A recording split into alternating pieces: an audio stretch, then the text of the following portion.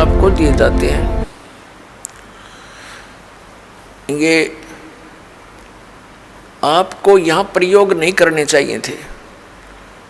आपने इनकी कमाई को संग्रहित करना है, सुरक्षित रखना है।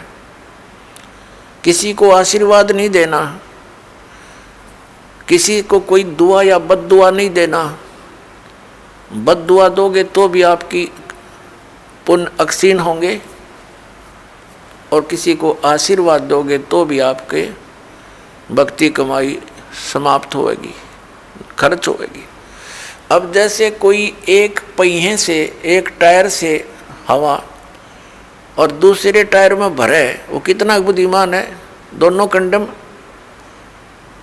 वो यूज है इसका। ये बुद्धिमान व्यक्ति ऐसे काम करता है, उसको सलाह देगा भाई यहाँ से जाइए, वहाँ आगे एक हवा भरने का यंत्र है, आप वहाँ से हवा भराइए, दोनों का काम चले। तो इस प्रकार हम अगर आशीर्वाद दे देते हैं तो हमारी पूंजी नष्ट हो जाती है, भक्ति। अब ना उसको लाभ, उसको थोड़ा सा लाभ उसको होगा, और आप यहीं रह गए, दोनों चौड़ चपट, क्या फायदा। तो इस प्रकार हमने अपने बच्चों को, भाई बहन, माता पिता, सबको, संबंधित जितने मित्र हैं या वैसे भी कोई, एक सद्भावना पूर्वक सबसे प्रार्थना करनी चाहिए कि आप भी दीक्षा लो और अपनी हवा आप भरो। जैसे एक पंप दे दिया जाता है साइकिल में हवा भरने का, तो सब ले लो पंप और अपनी भरो हवा, जब जरूरत पड़े फुल करो और चलो गाड़ी पर, सवारी पर। तो कहने का भाव ये है कि इसी प्रकार ये गुरुदेव जी से दीक्षा लेकर के आप स्वयं अपनी भक्ति मंत्र के जाप साधना के द्वारा अपने टायर में हवा स्वयं भरो और फिर चलो। तो इस प्रकार आप जी ने अब ना किसी को आशीर्वाद देना है, ना किसी को बद्दुआ देनी है, दोनों में हमें हानि है। पहले क्या था, इस काल का जाल है। आप देखते हो बुजुर्ग बड़े छोटों को आशीर्वाद देते हैं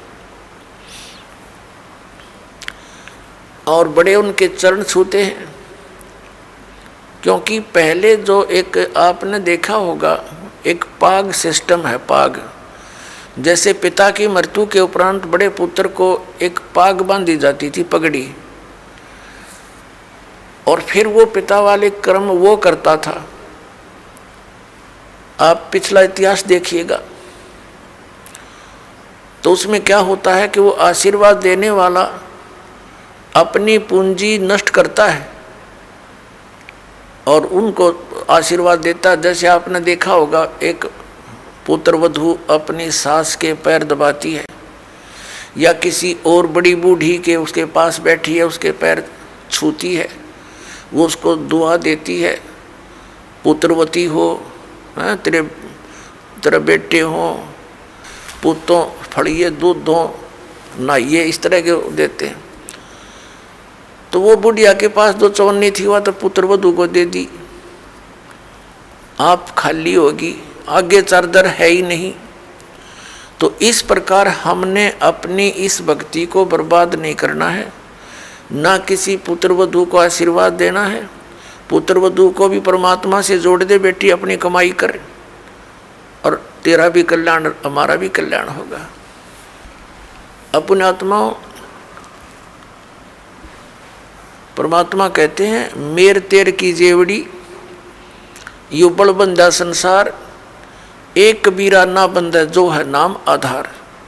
जिसने नाम प्राप्त हो गया, परमात्मा को आधार मानकर चल रहा है, वो इस संसार की मेर तेर की जेवड़ी में बंधा नहीं गा।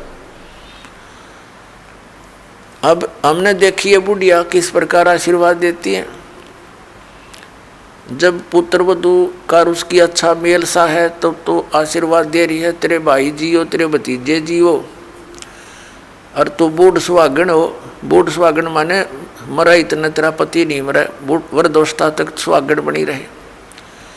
और अगले दिन उसकी होगी अनपन, बुढ़िया दे रही है गाल उसने, तेरे भाई मरियो, तेरे भतीजे मरियो, तो रांड होइयो। बताओ, वो दूना टोटा कर लिया उसने। पहले तो आशीर्वाद देकर खोई, फिर उसने बद्दुआ देकर भक्ति खोई। तो ये कोई बात हुई? सुन रहे थे जगत गुरु तत्वदर्शी ऋषि संत रामपाल जी महाराज जी के मंगल प्रवचन। अधिक जानकारी के लिए विजिट कीजिए हमारी website www.jagatgururampalji.org।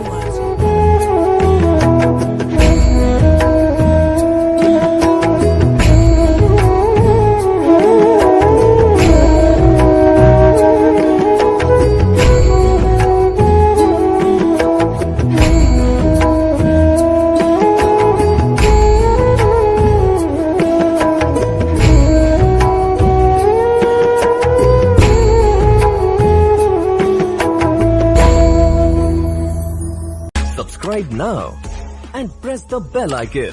Never miss an update.